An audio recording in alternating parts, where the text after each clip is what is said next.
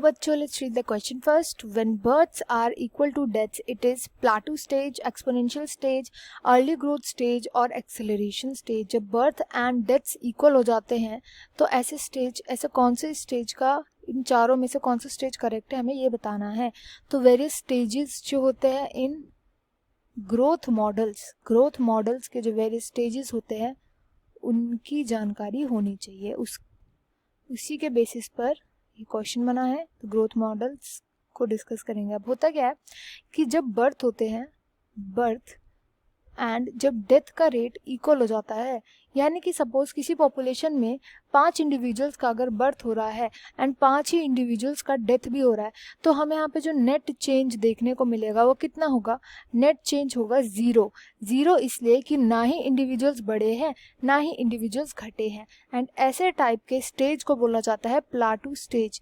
इसको plateau stage इसलिए बोला जाता है क्योंकि इधर जो ग्राफ देखने को मिलता है, इधर जो ग्राफ होता है वो ऐसे करके स्टेशनरी हो जाता है ऐसे.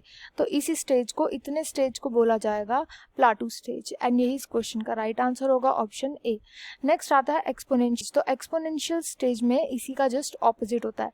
इसमें देखने को मिलता है कि बर्थ रेट जो होता है वो बहुत ज़्यादा हाई हो जाता है. बर्थ रेट तो बहुत हाई है एंड जो डेथ रेट होते हैं, डेथ्स बहुत ही ज़्यादा लो है, वेरी लो हो जाती हैं. वेरी लो डेथ रेट हो जाता है. एंड ये जो बर्थ रेट होते हैं जब वो बहुत ही ज़्यादा हाई हो जाते हैं तो इसको बोला जाता है एक्सपोनेंशियल स्टेज.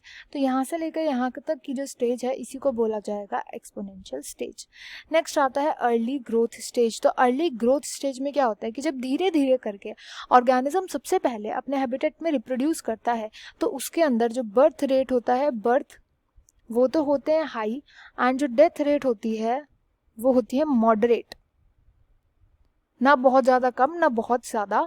तो इस टाइम को बोला जाता है अर्ली ग्रोथ, जब ना ही ज़्यादा डेथ होती है और ना ही बहुत ज़्यादा बर्थ होते हैं. तो ये अर्ली ग्रोथ स्टेज होती है, धीरे धीरे करके जब एनवायरनमेंट में अडेप्ट हो रहा होता है organism.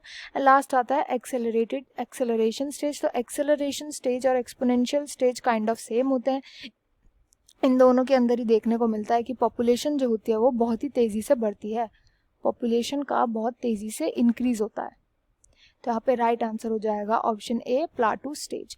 I hope you understood it well. Best of luck and thank you.